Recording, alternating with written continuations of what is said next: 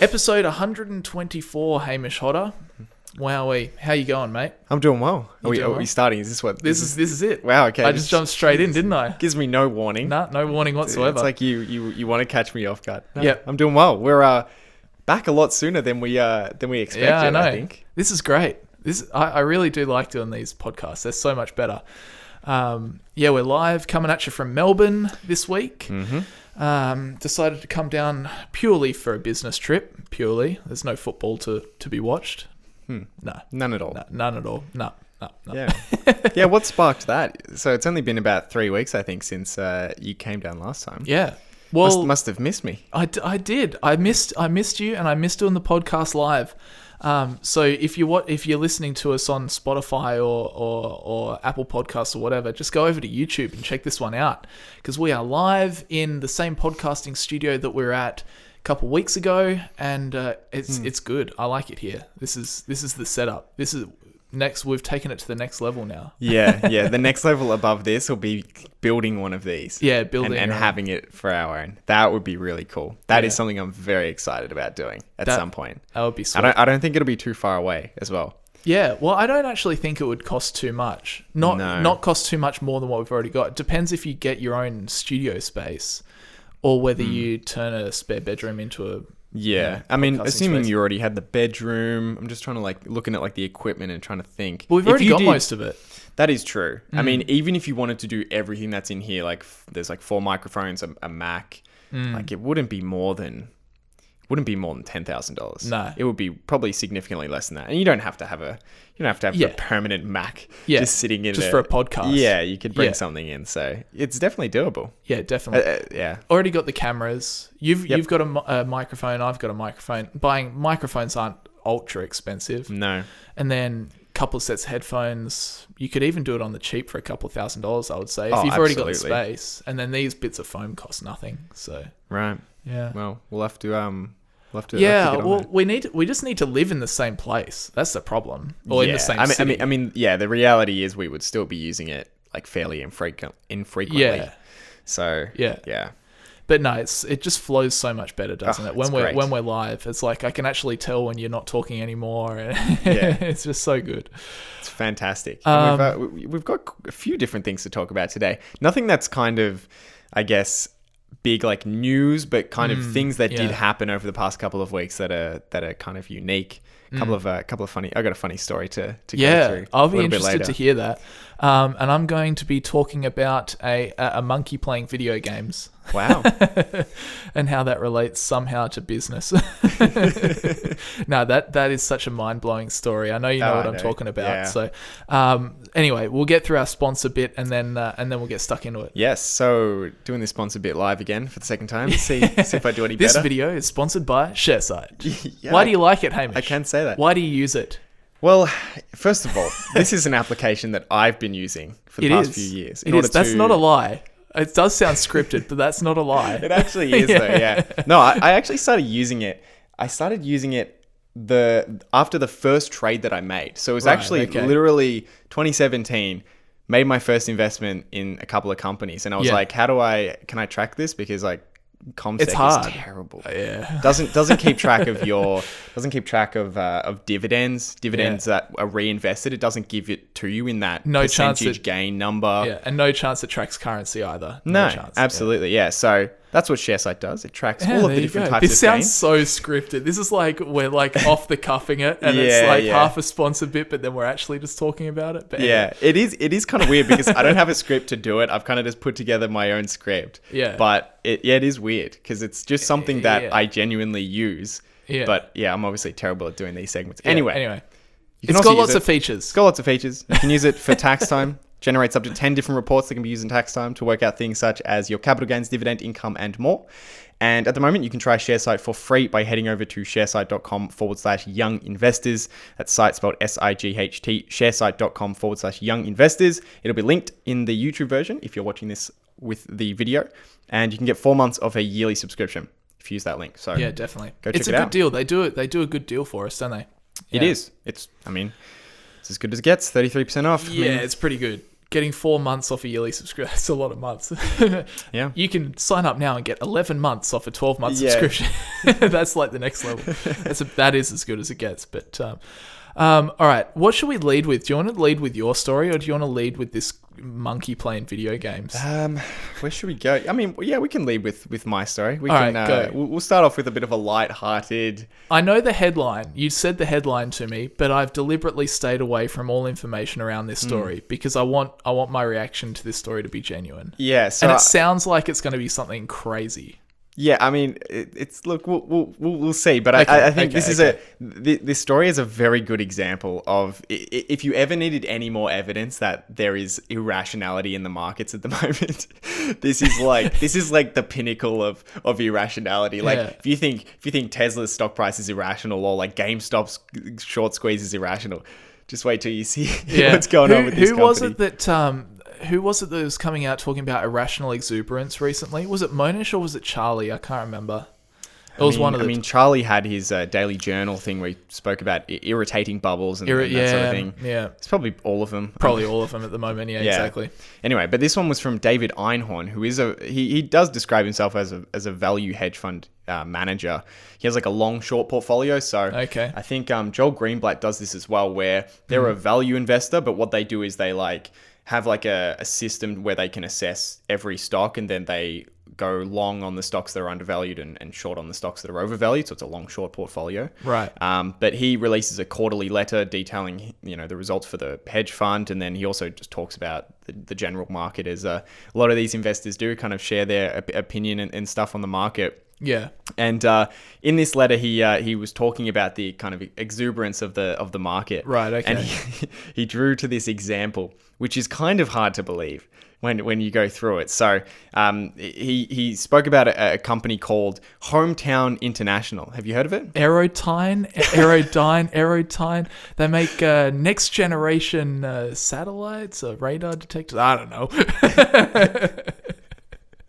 I mean, huge military and civilian applications. I mean, you joke about that, but this is literally the real life equivalent of that. I kid you not. All right, hit me. It's kind of unbelievable. So Hometown International is and I'll say this in a very investor way, it's the parent company of a New Jersey deli.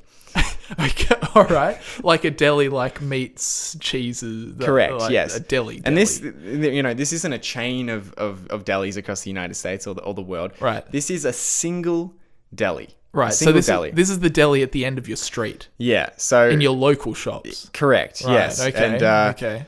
It's it looks interesting from the front. You should go look this up on CNBC. Look up this story after you hear this. And it is a single deli that decided to list on the stock market.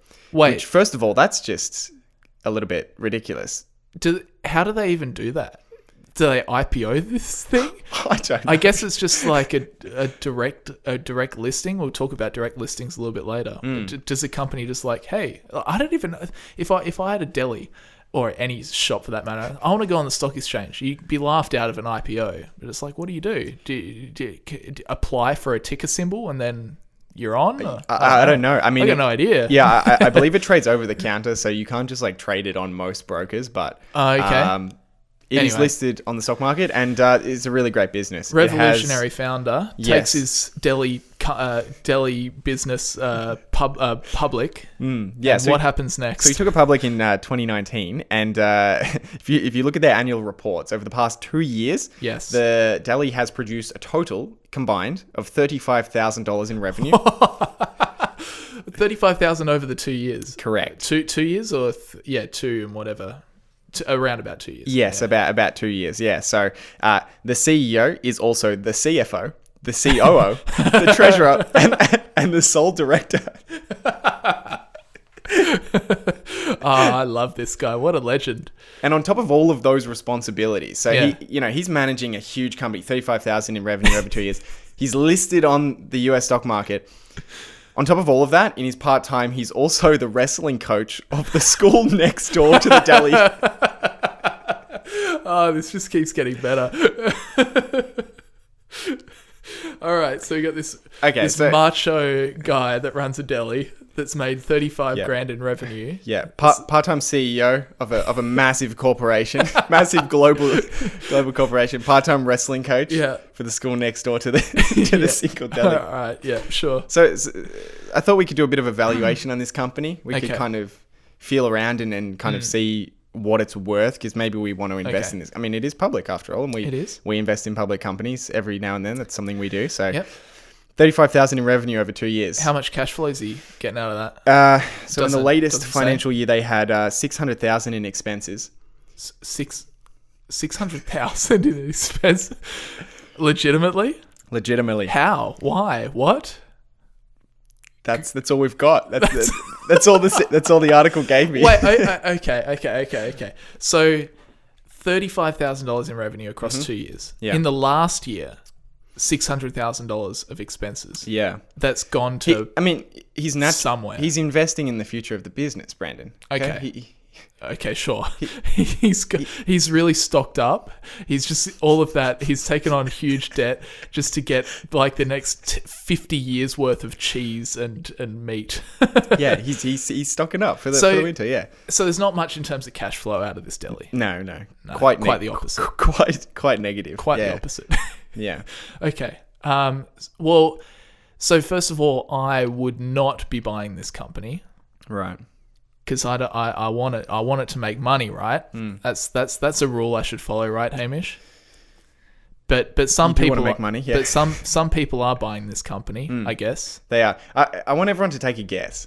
If you're on the YouTube version, go into the comment section and give us a guess of what you think this company is worth in terms of market cap. So the value of all of the shares. Well, it's worth nothing. Oh, sorry. It's got to be worth at least a couple bill. At least a couple bill. Yeah. You're not that far off. This company, once again, 35,000 revenue, 600,000 in expenses, is currently listed for $105 million. $105 million. $105 million. Pause for effect. $105 million. And it gets better. Oh, really? The story. All right. Oh, the story's not over. We're just winding it up. Yeah. All right, sure. This guy is he's a genius. This deli guy. So I had a look in a little bit briefly through the 2020 annual report. For the vast majority of 2020, the deli was closed due to the pandemic. Of course it was. Of course. Despite that, the stock price rose from $3.25 to $9.25, and today it is $13.50 per share. Jeez. So it's up 4x on the year. That's crazy. It is insane. Man, if you're that guy, aren't you just like, I got to sell this somehow? And that's exactly what he did. Oh, he did a share issuing. Oh, right. He went and raised shares. That's actually? He did. Legitimately. Yeah. So I'm not even looking at the notes here. I'm going at 100% off what you're telling me right now. That's exactly what he did. He's probably sitting there thinking, wow, this is a little deli. Somehow we're worth $100 million. How can I squeeze some money out of this opportunity that I've somehow created? He sold 2.5 million shares and was able to generate over $2 million from the financing section on the cash flow statement. So, wow. Good on him. So what's he going to do? I don't know, pay himself a big dividend. That's it. Is he going to open any more delis? Imagine if he opened just one more deli, maybe in the next street down, then his company could be worth like $200 million. Correct. Yeah. Maybe you could buy the school. And then, Oh, he could do, because it's a parent company, right? Yeah. So maybe he invests in the wrestling. Maybe it's a deli and a wrestling business. Wrestling team. Yeah. He's going to own the wrestling team, and they're going to promote his deli products at every fight. That's genius. That's it. That's what. No, but this is clearly, all jokes aside, this is ridiculous. Of course. This is the dumbest thing I've ever heard. Yeah. And I've heard some dumb things. I've known you for a while. I've heard some dumb things. Yeah. And I mean, the crazy thing about this is We're right over my head. Didn't even respond. Anyway, the crazy thing about this is... the crazy thing is 600,000 in expenses. So clearly he's just using the capital raise, which shouldn't even exist. This is a deli, for God's sake. And one single deli. And what business expenses is he buying? That's what I'm with wondering. That 600,000. We've been talking for a while, and all in the back of my mind is like 600,000. Like, what the hell is maybe he has doing? a private jet now. Yeah, maybe. Who knows? But this is irrational exuberance. It's worth $105 million. Yeah. So there you How go. many years of, let's say he does 35,000 in revenue. Let's say he does 35,000 in just pure profit, cash flow, straight to, how many years does he have to do that before he he gets anywhere close to like 100 million? A long time. An extremely long time. Anyway, Yeah. this is just, literally that is one of the dumbest things I've ever heard. I'm not Yeah. gonna lie. So I think very interesting story though. I think it's you started with that Aerotine, whatever that business was Aerotine from Aerodine. and this is literally the real life version of that, which is It's ridiculous. Crazy. Yeah. It's crazy. Yeah. Wow. I don't know where to go from that. That's just insane. Yeah. That blows my mind. Hey, blowing minds. Segue opportunity right Wow. here. Very clever.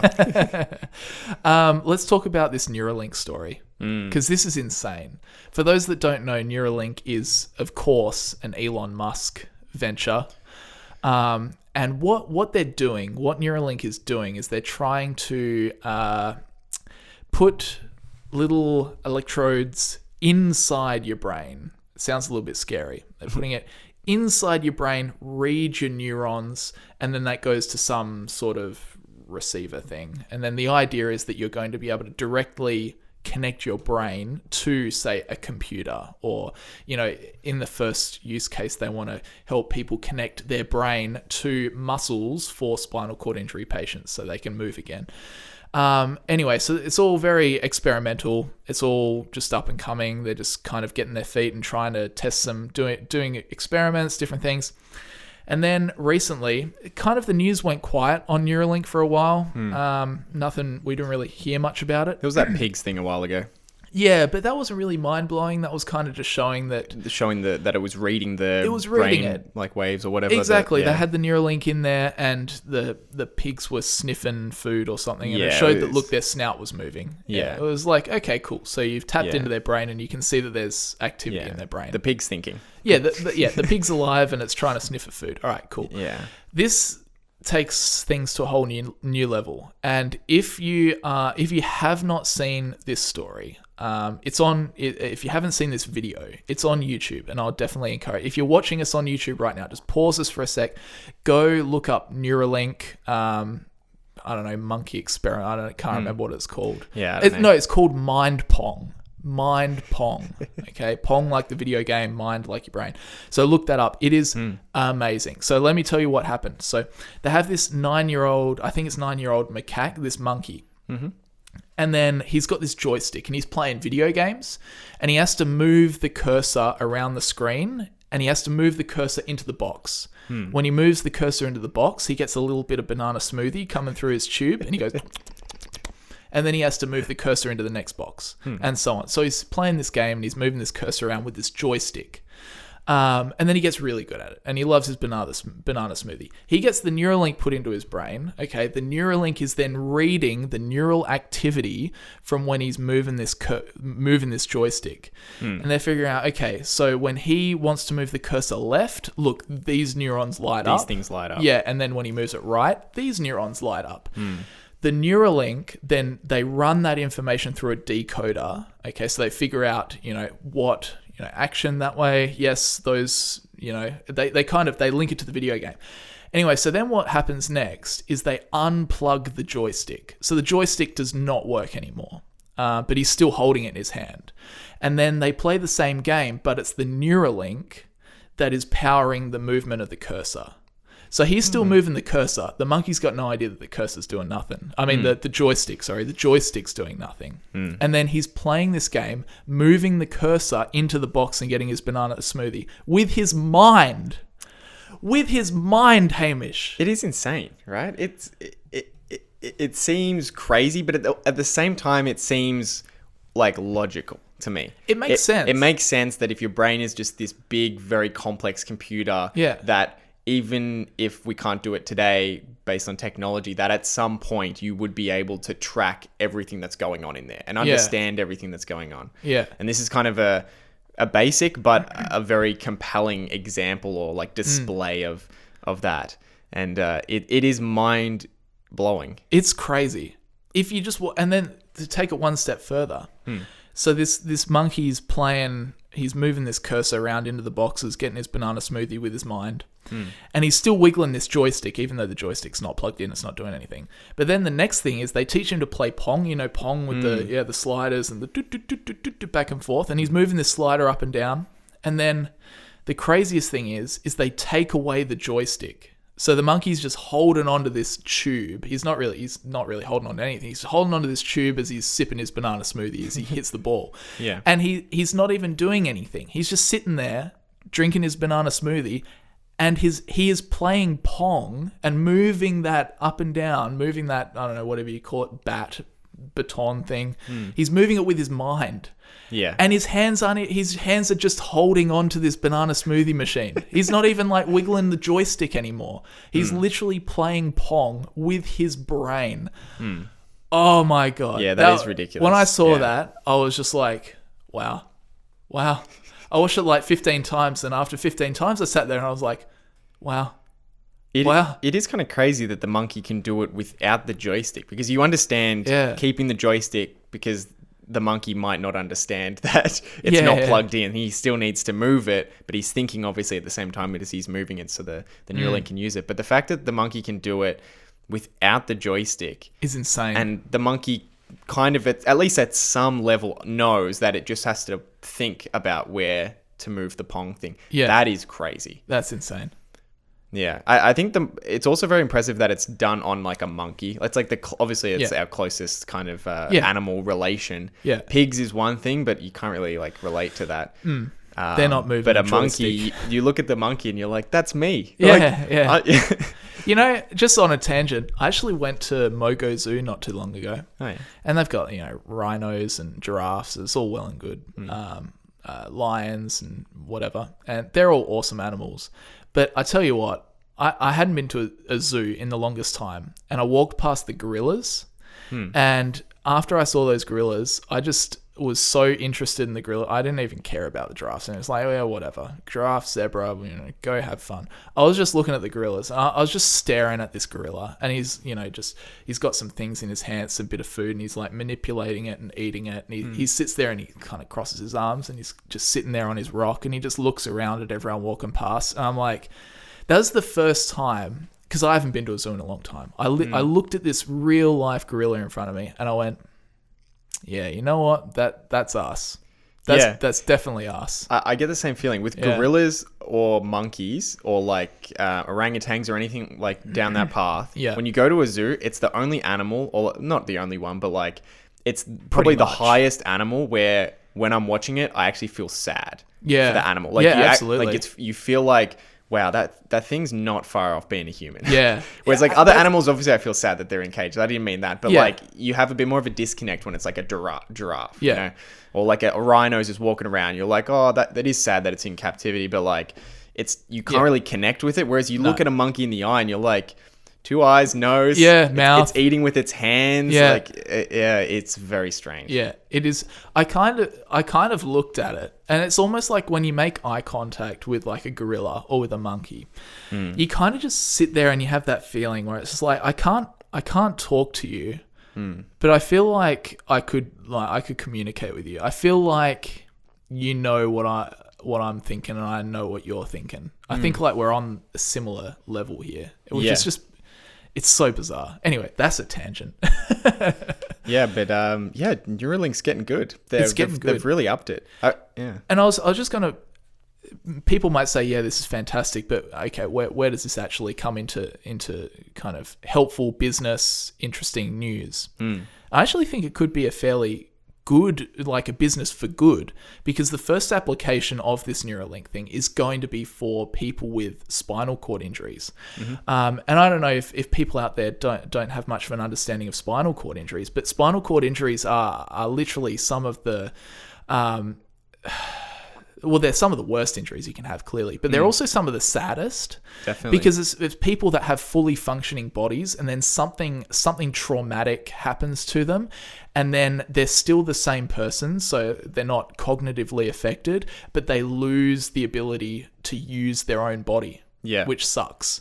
Because you can imagine how devastating that would be if you were you, and one day you're walking around, hanging around with your friends, and then the next day you can't move. You literally you can think, you can feel, you can talk, or you can communicate, but you can't move. Yeah, and you can take an injury like that that's not that forceful. Like if you get hit wrong in the back of the neck, or the back of the head, it can be quite a light injury on the scheme of things. It's rugby tackle. Correct. Like you land incorrectly with your head in a certain way, and it can be devastating. Yeah, it just goes straight through your spinal cord. Yeah. So, but that's obviously very sad, because when those spinal cord injury patients go and see a doctor or they're in the hospital, they get told by someone that, look, based on what we know, based on our current technology and current medicine, you're not going to move again. I'm sorry, but you're just not. It's just physically impossible because your spinal cord is severed.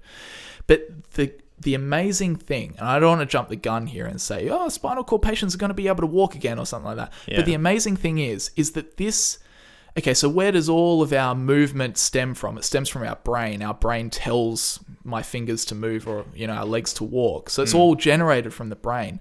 You can stick things in your brain to read your brain's signals, and then you can bridge the gap of the spinal cord. You can go to the peripheral nerve, and you can add, some sort of device in there that talks to the Neuralink, so that you can fire your muscles in your periphery from your brain. So it's literally using technology to bridge the gap that you've now got in your anatomy, which is just like...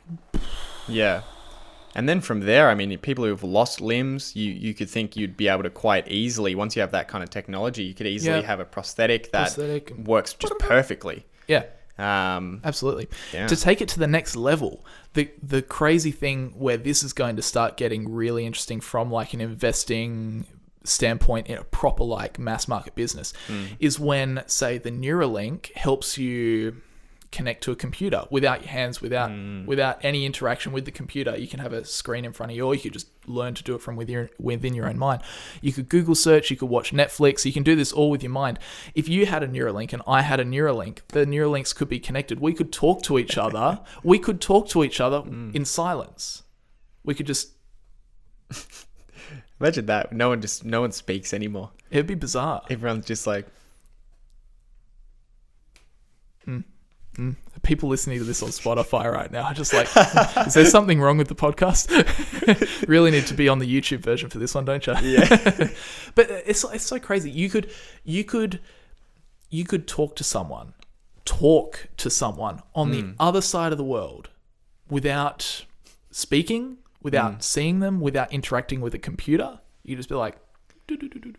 And the crazy thing that's still like 50 years away is when this technology gets so good that you're starting to blend your own brain with like artificial intelligence.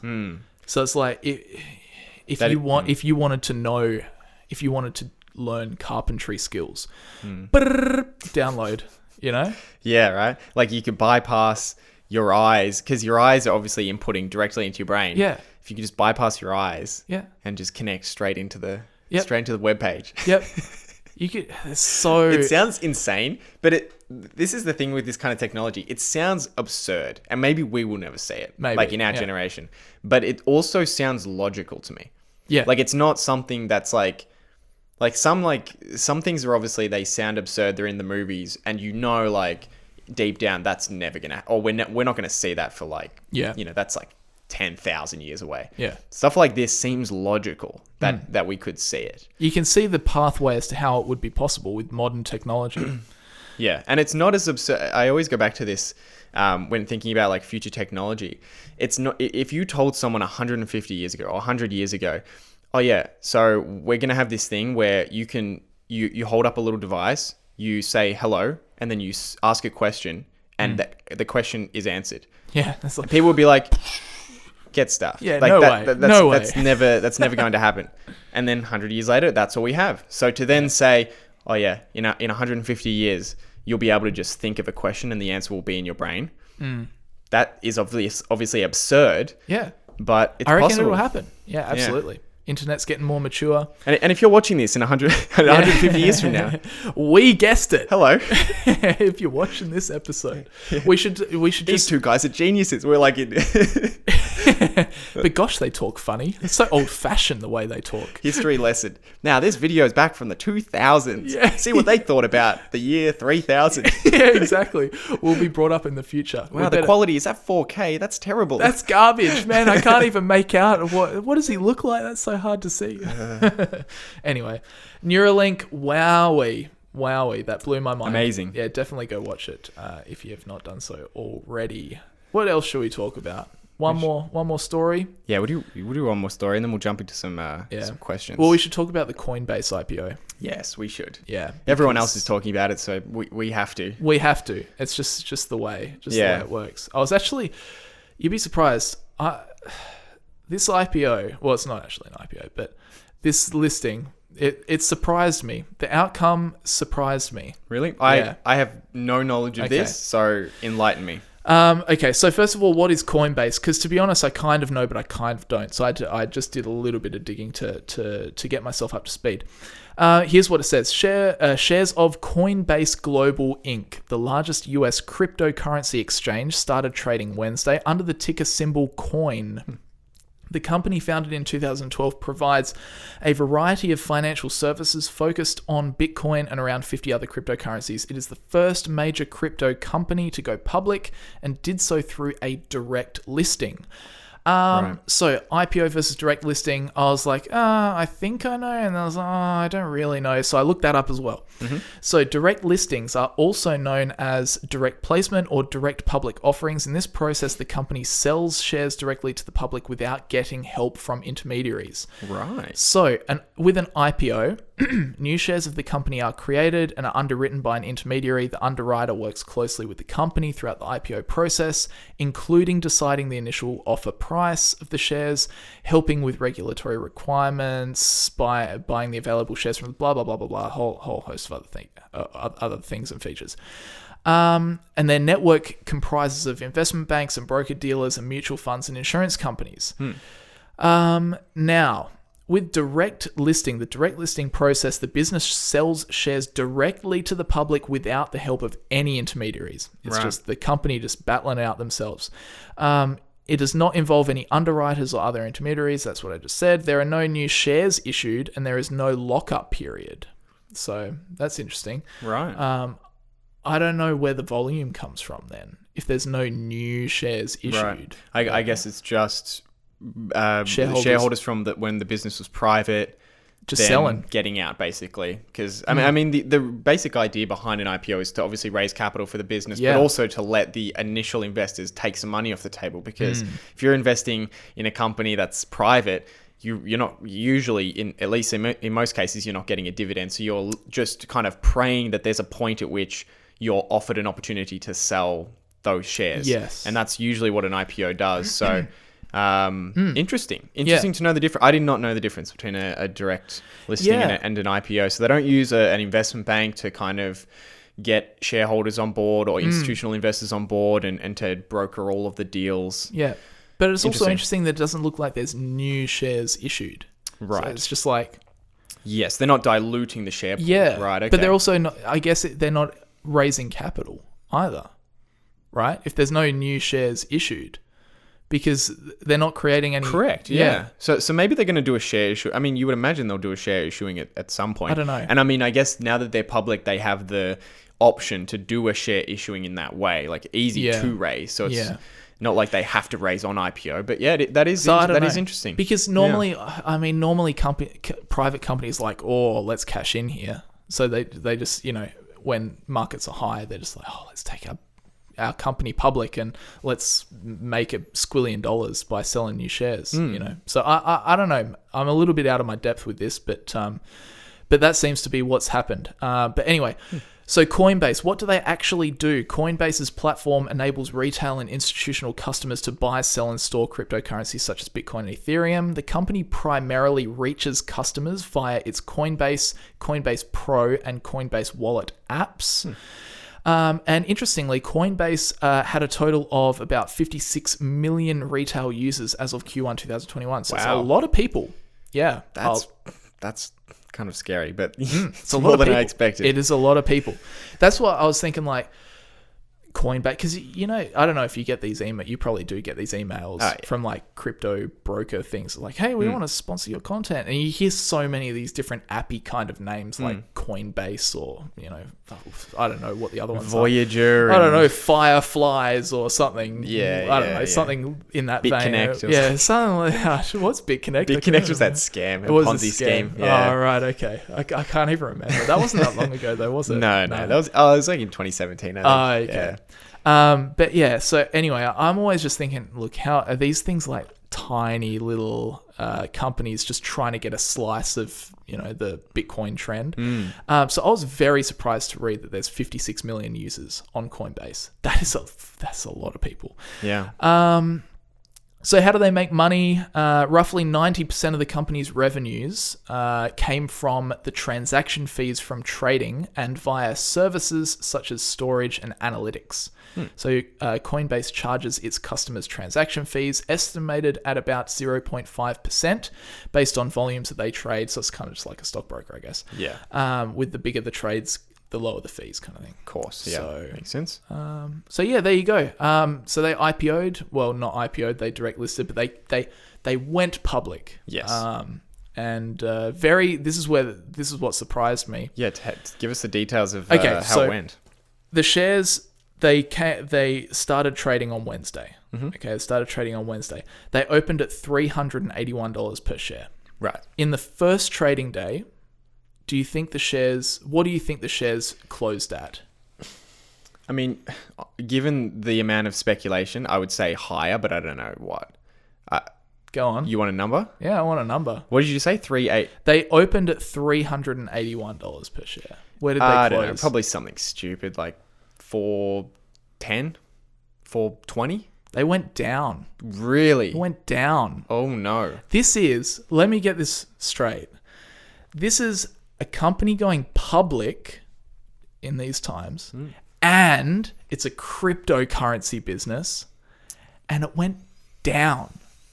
Wow. It went down. There must have been a lot of pre-IPO investors who wanted to get out. Probably, to be honest. But how crazy is that? It's just like... It is kind of unheard of, though. If somebody came up and said, oh, we got this... there's this Bitcoin cryptocurrency new public offer, well, not public offer, it went public, and you know, what do you think the trend's going to be? I'll probably go up a bunch in this crazy times. It shouldn't, but it probably will. It's actually pretty crazy to see that it didn't go up. It actually, you were right a little bit, because it did go up during the day. It rose up to as high as $429.54. Right. So it went, but then fell back down and closed. Where did it close? $328.28. Second trading day, did it go up or down?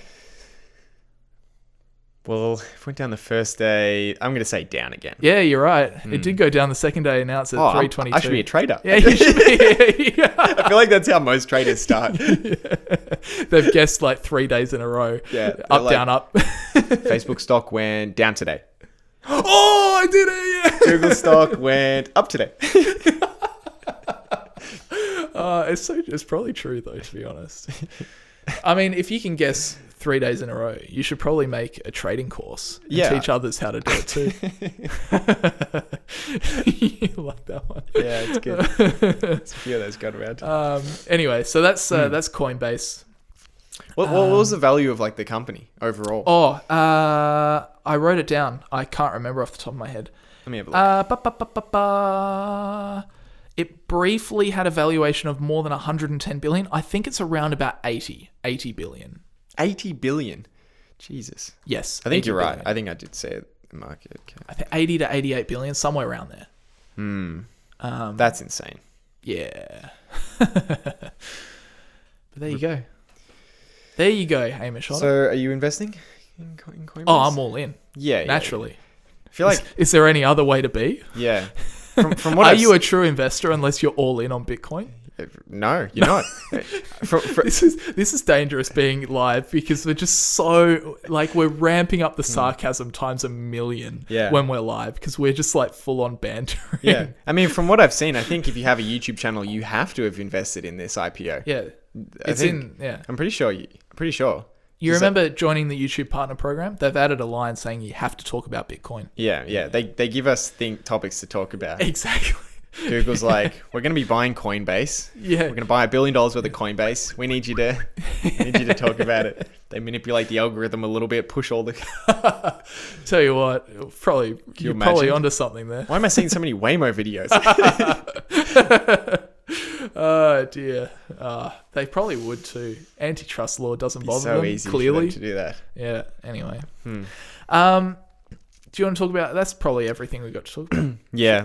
I reckon let's see what topics people wanted us to talk about. So for context, just on YouTube last night, I just reached out and said if anybody has questions, but also if they just had topics that they wanted us to discuss, then they could just let us know and we'll talk about them. So absolutely. Let's pick a topic.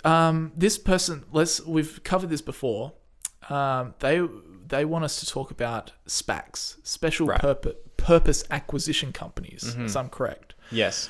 I feel like we know what we're going to say about SPACs, but let's see. Are there any SPACs that you've seen which are like, oh, this could be interesting, or not really? Not really. I mean, there's just so many things that just go against, I guess, the value investing principles that I look at. Basically, you're just taking a bet on someone else making a good investment decision, right? Because a SPAC, what's a SPAC? A SPAC is when you give money to a shell company that's going to buy another company. Correct. But you don't know what that company is going to be. So you don't know what company you're buying. You don't know what valuation that company is going to be bought at. The only thing you know is the person who is going to be the one selecting the investment. So it might be like Bill Ackman has done a couple of them. And so it's like an ultra bet on the management team. Yeah. Or the manager. Pretty much. It's a bet on a person. Yes. Right. Yeah. But I mean, the other thing is, so not only do you not know what you're investing or at what valuation, it's almost always going to be a company that's not public, which means the valuation already is going to be high. Like valuation kind of starts very, very high for businesses when expectations are really high. They're growing a lot as a young company. They're not profitable. Then they go public and they have 100 PE. You see these companies. And then over time, as the company becomes something like substantial, the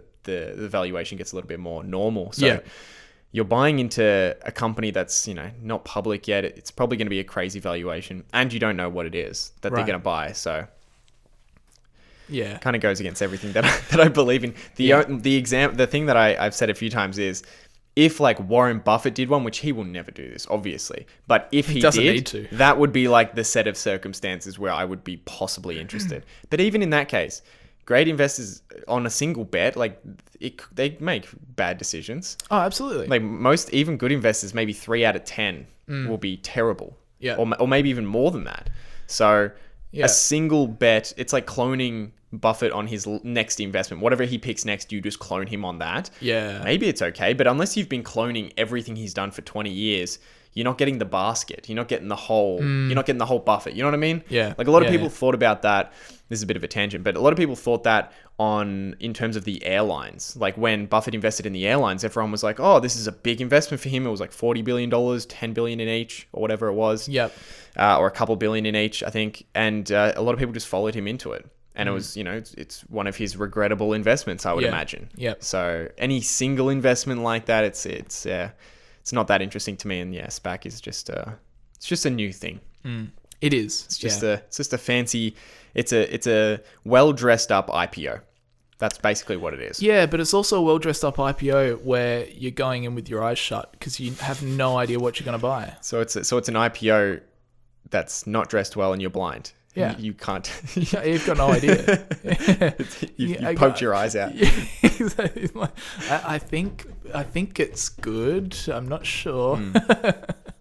But yeah, no, I'm the same. Any thoughts? Yeah. I just stay away. Well, I don't know enough about the process of SPACs to be able to be like, oh yeah, sure, why not? Let's buy into one. I think what you said, if someone like Warren Buffett did one and he said, look, I don't know what I'm going to buy yet, because I think a lot of the times they don't even know what they're going to buy yet. Yeah, they don't know. Yeah. So I think if he came out and he said, look, I'm going to do this SPAC and these are the principles of an investment that I will buy, like long history of cash flows, good management, clear economic moat.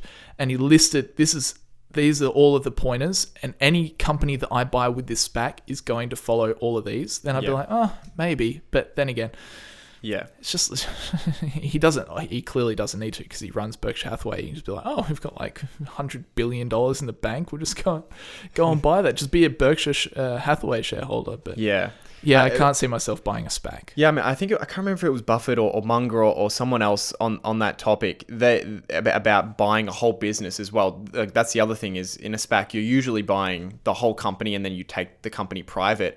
It's very hard to get really good value investments or buying businesses undervalued if you're buying the whole business, because at least when you're buying a small part of the business, then the founders or the original investors may still have a piece of the business. But if they're selling the entire thing, they want a good deal. Yeah. They want a good valuation. They want to be selling it when the valuation is high. So the likelihood that you buy a SPAC and they're able to buy, like a Bloomberg was one that was possible, or a Robinhood, that you're getting that undervalued, like, no, the founders are going to want to cash out big time. Yeah. And it's always more expensive to buy a controlling interest, isn't it? Yeah. If you buy a controlling interest, then the price is... Yeah. Because you take control of it. So yeah. Very, very difficult to do that. Yeah. So, should we pick another topic to talk about? Yeah, this one just after it is kind of in relation to this. Maybe we can just lump this together with it. But this person asked thoughts on investing in penny stocks / pre-revenue companies where you can't invest based on financials as much. Just before you jump in, yes, but only Hometown International. That's Hometown International. What was it called? The Deli. The Deli. Well, I can't remember what that's it was the called. only Hometown exception. International. Hometown International. My New Jersey Deli CEO, part-time wrestling coach. That would have been You're gonna make can you on your platform? Can the next stock you do be that one? That would be good. You should have done that report on your business for April Fools. You should have done it. April the 1st. That would have been good. Yeah. That would have been fantastic. Yeah, just this report about this $105 million value. Oh, I do like Bitcoin or something. Yeah, something like that. Management doesn't have a management, but that's what's so great about it. But YOLO, but decentralized, dude. All right. So thoughts on investing in penny stocks, pre-revenue companies where you can't invest based on financials as much. Don't do it. Pre-revenue, that's something you should run away from. Yeah, if you hear the words pre-revenue, that's scary. It just means we want to make money, but we don't. Yeah. That's what pre-revenue means. Okay, in all honesty, if you want to find a stock that's going to be it's going to go up 1,000x. And that sounds great. I'd like a stock to go up 1,000x if I was an investor. Chances are you're going to be very, very early. Yeah. So if you want a massive monster return like that, you're going to have to be early. I don't care about getting, I'd love 1,000x, but I don't care about that. I much prefer finding great companies with solid track records, cash flows, buying them long-term, slowly goes up over time. That's great. That's my bread. I love it.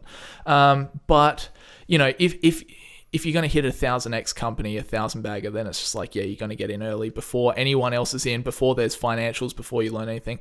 Yeah. And if you want to try that, I'm fine with that. I've done it in the past where it's this tiny company looks like it's got a grand vision and it could be a big thing.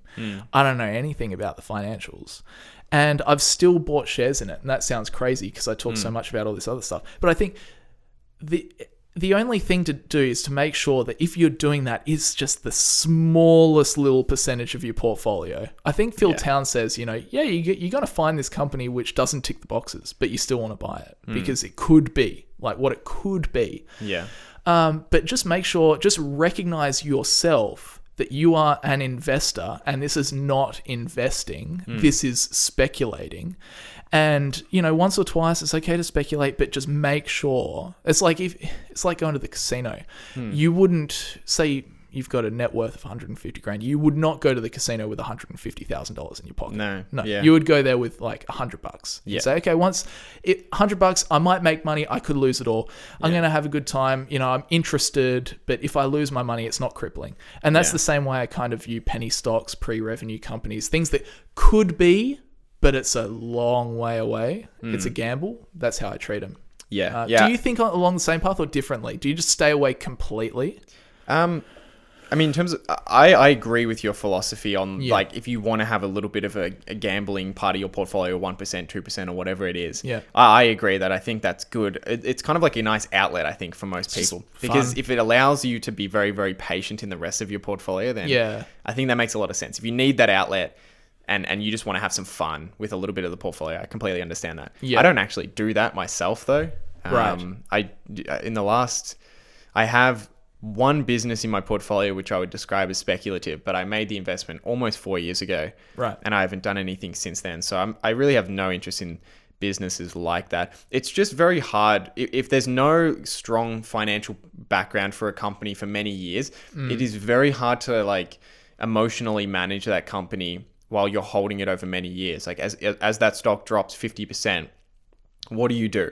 If it's a company that has a massive track record and they're going through something that they've gone through many times in the past, some kind of short-term problem, you know exactly what to do. If the stock goes down and it's at a good price, you can invest more. But with something like a penny stock, how do you manage that over time? If it goes up 10x, are you out? Or are you just going to hold on for 1,000x? Good point.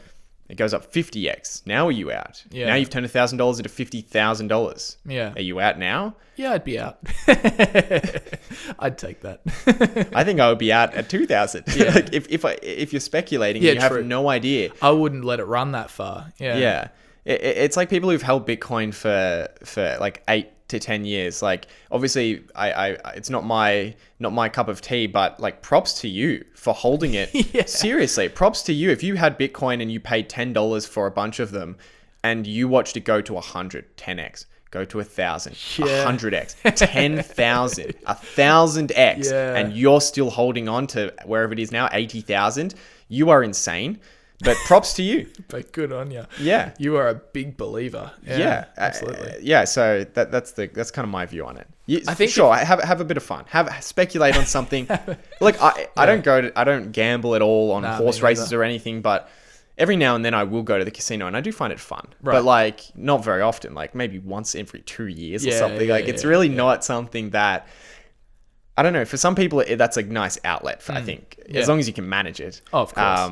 But it's not something I'm particularly interested in. And I think that's because, like, why don't, I think the question is, well, why don't you go to the casino more often? Why don't you go every week? And I think it's because you know that the odds are stacked against you. And I think so you go there for fun every now and again, but you don't go in there expecting, you don't go in every week expecting you're making money. Yeah, it's like the price of entry for Disneyland is like $350 or whatever. If you go for the whole day or the weekend, that's the price of going to the casino. You put $350 up, whatever it is. That's your price of entry. If you come out with it, good on you. But and I think that the same thing can be applied over to the penny stock thing. Is don't have a bit of fun, but don't expect that you're going to make money. It is high risk, so don't expect that things are going to work out. And there will always be a percentage of people who start out just just having 1% and get sucked into it. In the same way that someone's like, oh, I liked going to the casino. Yeah, it's gambling. Then they win a couple $1,000 and they're like, oh, I want to come back next week. And I'm gonna bring 10K next week and I'm gonna set myself up for life. Like, so there's people who think that with penny stocks. That's right. You could pay off your mortgage. Imagine if the casino was like that. How much are you going to bet? $100? You got 200? No, I think you got more. Yeah. This is the best bet I've seen in 6 months. If you you just hit the number 3 times in a row, you're set. Yeah, exactly. You pay off your mortgage. You got a wife? You got kids? You could buy your wife that ring. That's right. She'd love you if you did that. Just high pressure sales tactics in the casino. That'd be crazy. So immoral. Oh, very immoral. All right, let's move on. Next thing. What should we talk about? Yes. Here's a quick one. Current cash position of my portfolio is getting close to 50%. I was wondering if either of you were in a similar scenario and if you would accept a lower margin of safety in order to deploy some cash, or how strict are you at both following that 50% margin of safety? That's a good question. Yeah. Do you want me to answer that one? Yeah, go for it. Thoughts? Yeah, so certainly there's been a lot of times over the past couple of years where my portfolio has gone, around 50% in cash, or maybe even a little bit more than that. My rule of thumb now has been to have, if I'm going over 50% in cash, like I'm going above that, that's the point at which I want to start looking for opportunities for a smaller return, a smaller margin of safety.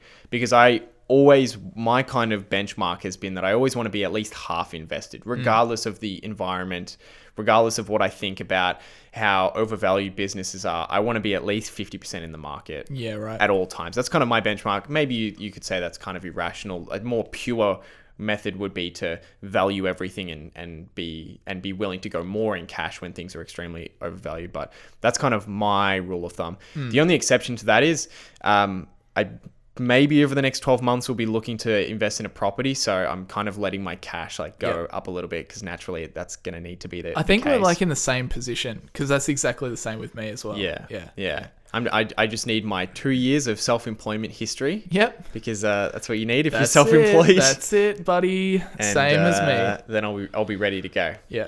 No, exactly the same. Normally I would like to be much more heavily invested.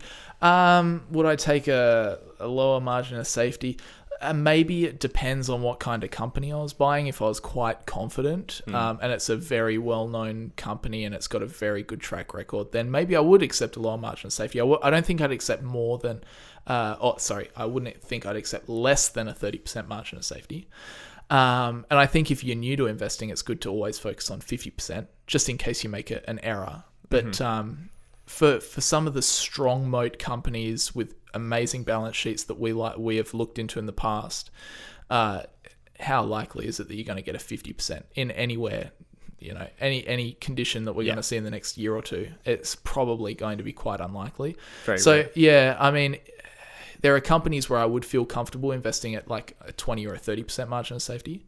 And I wouldn't just wait for the 50% just to try and get a little bit more money into the market. But I'm in the same boat as you. I'm waiting at the moment for waiting to buy a house. So most of my money is out of the market at the moment. Yeah. I think my closest example to this was in 2019. I had as much as 60% of my money in cash, just because there had just been such a lack of opportunities up until that point prior to 2020. And I made a very small investment in Texas Roadhouse in 2019 at no margin of safety. So basically I paid twice as much as I would be willing to pay given normal circumstances, but I only made a very small investment. So it was like, I really like this business.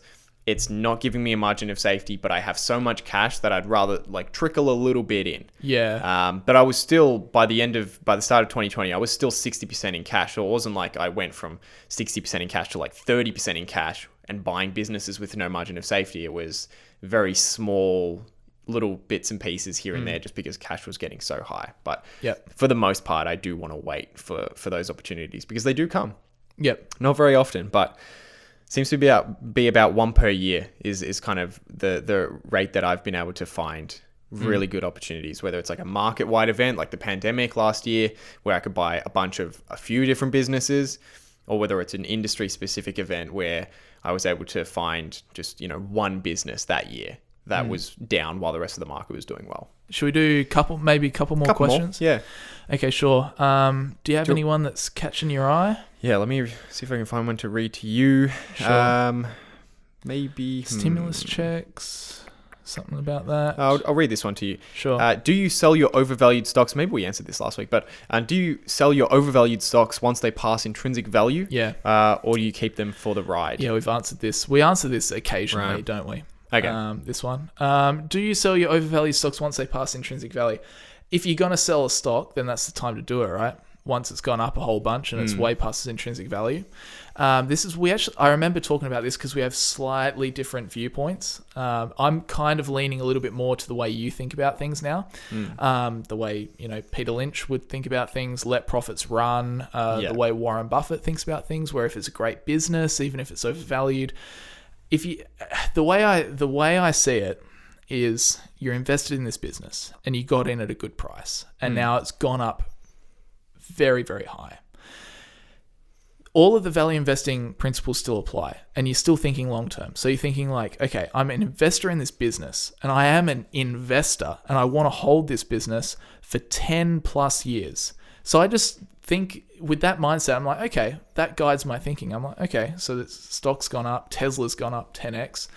If I held Tesla for the next 10 years, you do your modeling out, if I'm a shareholder, will I still get a good return? I mean, some stocks are so overvalued that you play out, okay, would I get a good return? I want to hold it for 10 years, and it's like, if the company grows at whatever for the next 10 years, at 10 years, the stock price should still be less than what it's at now. And if you get a situation like that, then you're like, oh, holy smokes. It's like, do I have somewhere better where I could put this money? Because this is expensive. Yeah.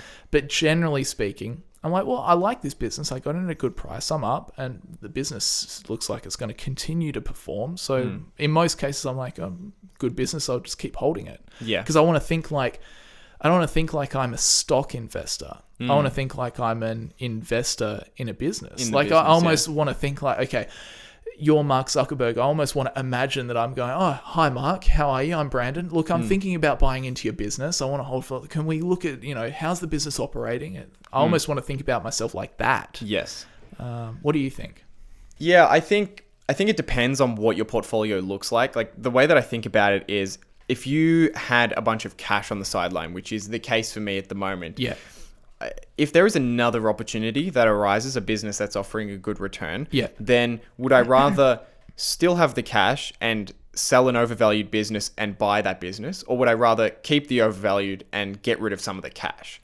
Like which one's worse to hold? And to me, if it's a really good business, in almost every case, it would be better to hold it rather than holding cash. Like it's still better to hold the overvalued business that delivers 5% per year, maybe not 15% from that point, but 5% is still a lot better than the cash. So if you've got cash around, I think there is very little reason to sell an overvalued business as long as it's really good. I think the case is different if you are very much heavily invested and you find a really good opportunity. And there's a big spread between this one and this one. So this one's gone up a ton. So the long-term return might be like 3 or 4% if you keep holding it. Whereas you've found something that's offering 20+%. There's a big enough spread that you can see it's clearly worth getting rid of this one and getting that one. Makes sense. Assuming both businesses are equally great. And they're equally strong businesses. So that's the way I kind of think about it. But that makes sense.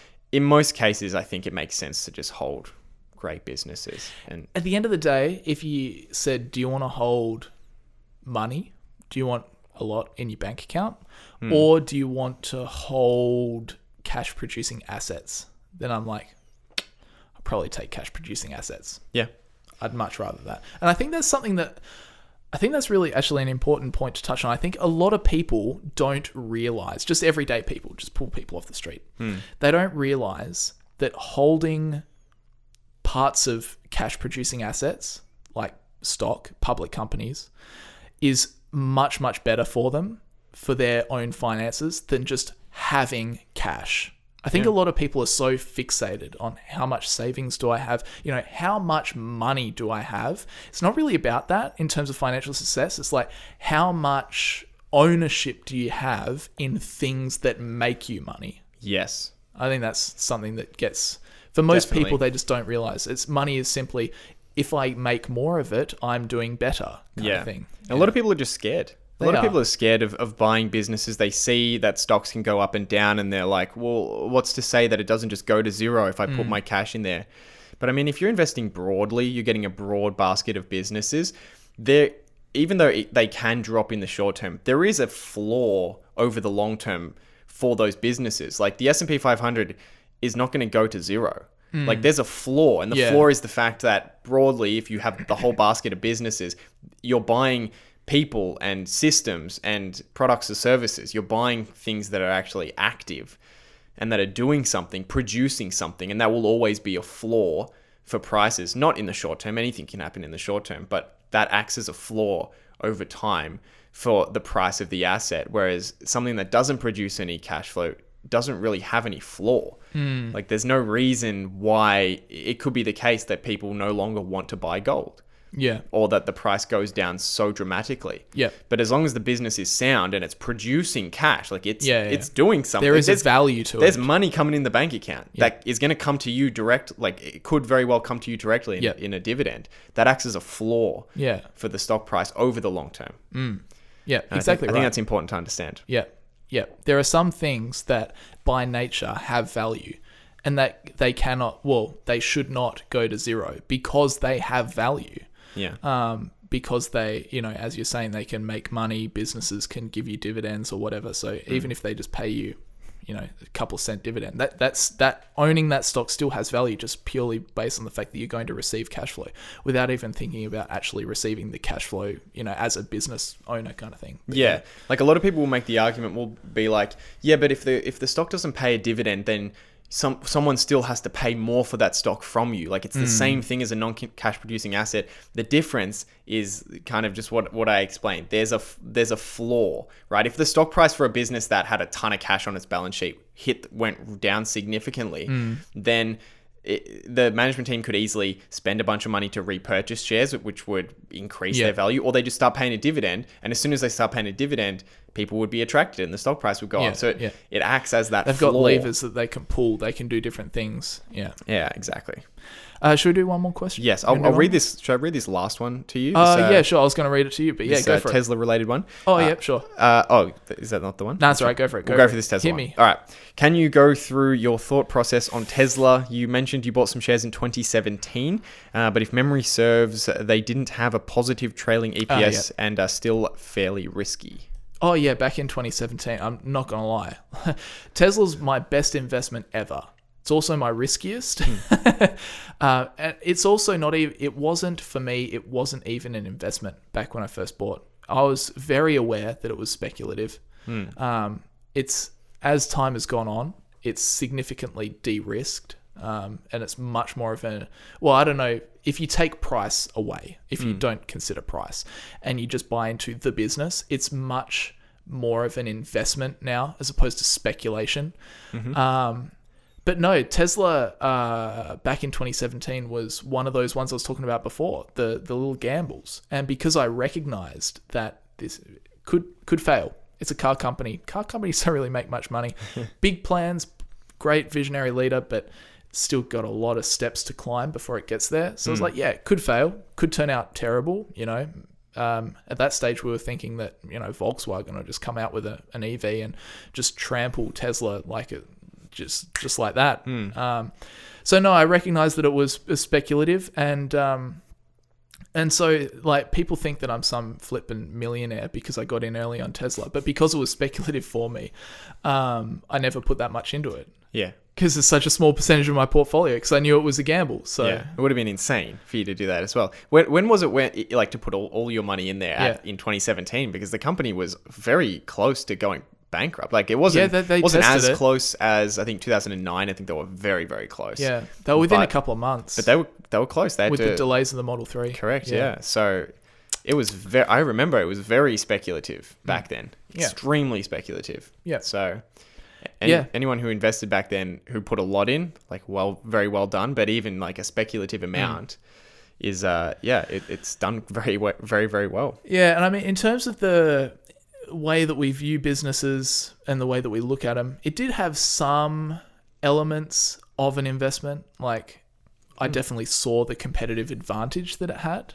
And obviously I was well behind the management team. I really believe the management. But there were so many, question marks, valuation, hard to figure out, lack of financial data, and not even profitable. So there were elements of an investment, but overall, once you saw the whole picture, like, I can't. This is speculation. I think for me it was just the risk of bankruptcy.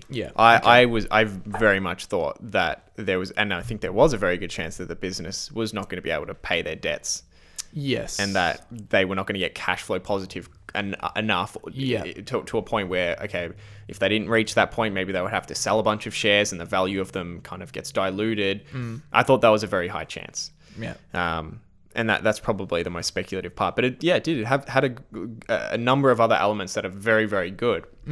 Founder-run company, clearly a visionary, clearly knows how to build a company.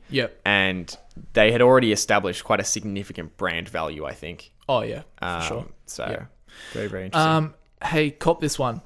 Hey, guys, big fan of the content you both put out. Thank you very much. Just had a question regarding how to quickly screen a company to see whether it's a great business.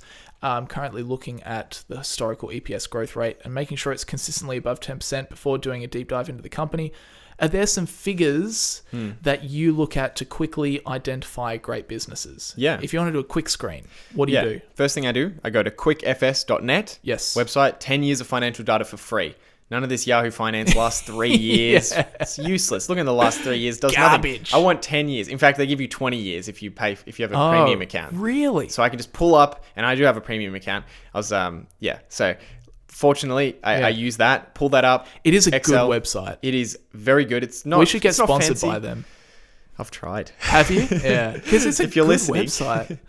Anyone from QuickFS, please let us know. Because I've spoken to the owner of QuickFS a few times back and forth on email. Very nice guy. He not sure if I'm supposed to say this, but he did give me an account, a premium account, which I now use. Right. But yeah, we were talking about sponsors, but we never kind of went anywhere. So maybe I'll have to follow up with that. Great website anyway. Yeah, use it. Use it. So I pull up 20 years of financial data and I want to see revenue going up consistently, profitable last 10, 15, 20 years, ideally every single year, growing over time, low debt compared to equity, high current ratio, so way more current assets than current liabilities. Cash flow positive. These are the things I'm looking for. And then maybe I'll do a quick free cash flow calculation, and I'll just check I'll like multiply it by 10 in my head. So if it's like $1 billion, I go, okay, 10 billion. How close is the share price to a 10 price to free cash flow? And then that's kind of my first thing. That makes sense. Long term, make sure revenue's going up, profitability is going up, cash flow is going up. Then what could bust the business? Make sure the debts are low, make sure in the immediate future they've got more assets and liabilities, and then try and do just a very quick, brief valuation just to see if it's worth looking into more. Because you're right. They're like 3 pillars: profitability, cash flow going up, debt staying low, valuation somewhere around where I might consider it. And if you can go, oh yeah, it's like, okay, maybe I will go in. I think that's a good way of doing it. And I think you kind of get better at doing those short analysis as you do more, because I mean, like a 10 PE doesn't really tell you anything just looking at the PE. You need to think of it in relationship to growth. But I will know that, okay, if cash flow has doubled over the past 10 years, that's a 7% compounded rate of growth, then I know that I'm only going to be interested in the company if it has a PE of probably less than 10. Whereas if that has quadrupled, then okay, maybe I'm looking for a 15, 20 PE. Like I kind of already know the ballpark of growth in relationship to the price to earnings of the business. So you can kind of do it quickly once you've done it a few times. But those are the things I look for. And most companies don't have those things. Most companies can't grow their revenues over 15 years. So that's the first thing. And it eliminates most companies. Which is good or bad, depending on how you look true. At it. Most companies these days would just get eliminated on price, but there's a lot of companies out there now that I think about it that are, swamped with debt, where we just be like, no thanks. There's heaps of companies that are struggling revenue wise. There's lots of them. Anyway. Lots of companies that have only been around for 5 or so years, and they're doing terrific, but the vast It's majority not of long businesses die after Yeah, that. yeah, So, absolutely. Yeah. so Yeah. you have to take it with what it is. And on that note, should we Most finish up? companies die. See you later, guys. It's true. It's true. You look at, I think it was Charlie Munger that said this in his talk. It's like the components of the S&P 500 or the Dow, like 50 years ago, completely different to what it is now. Oh, yeah. I think most companies, public companies, have a lifespan of like between 20 and 30 years. Yeah. It's just like, what? That seems crazy. And I was talking to my girlfriend about this recently, and she was like, yeah, but I mean, companies like Facebook and Google, they're still going to be around in 30 years. It's like, well, Maybe. that's what the people 30 years ago were saying about the companies that were at the top of the S&P 500. That's what. Or it wasn't even the S&P. Oh, actually, it probably was the S&P 500 30 years ago. But I can't remember when the index started including 500 stocks. But anyway, that's besides the point. But yeah, definitely. That's what Polaroid thought. Yeah, Kodak. Kodak. Big blue chip. How many Wolf of Wall Street references have I made in this podcast? A big blue chip stock like Kodak. Oh my gosh. And it's all that speech too. I keep referencing the same speech. Anyway, you want to go watch Wolf of Wall Street? Yeah, let's do it. All right, let's go. Thanks, guys. See you later.